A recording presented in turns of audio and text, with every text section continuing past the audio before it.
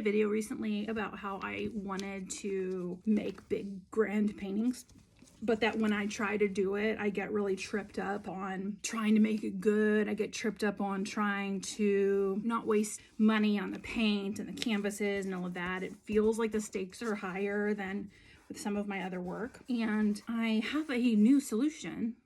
Well, it's not a new solution. I tell you all the time to make mediocre art. I just found a way to do it with these big paintings that I hadn't considered. I signed up for an intuitive painting class, and it's given by Chris Zidell, and I've heard great things about her courses, and I thought, hey, if I want to get in touch with my inner painter, no better place than an intuitive painting class by someone who's very highly recommended.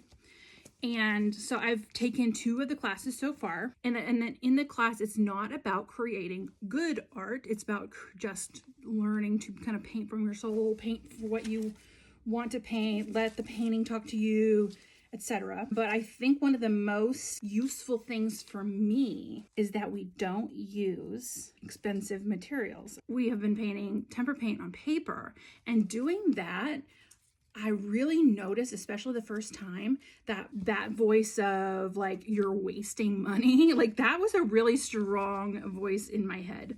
But I noticed today in the second class that voice was a lot quieter, and that it was so freeing to use supplies that are not very expensive. And the goal isn't to make good art. The goal is the transformation and learning to tap into your emotions and that sort of stuff. And so it really feels super freeing to me to paint in that way.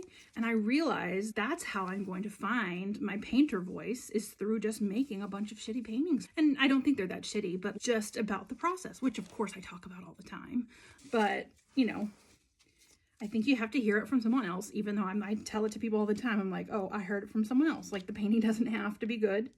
It's not something that I'm creating for the purpose of anything other than creative expression.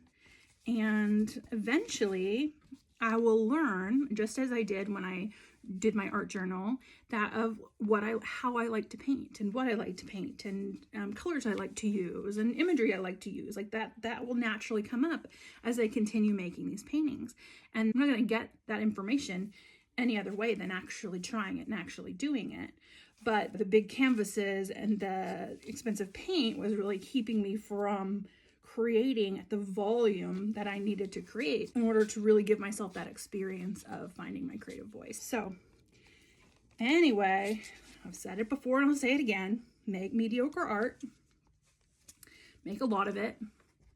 And that's how you will find your artistic voice. That's how you will discover more about you as an artist. You're not going to discover it by thinking about what kind of art you want to make.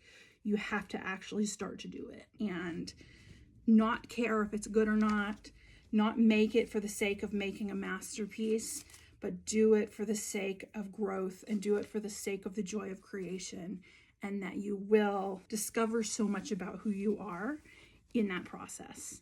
So go make something. What are you waiting for?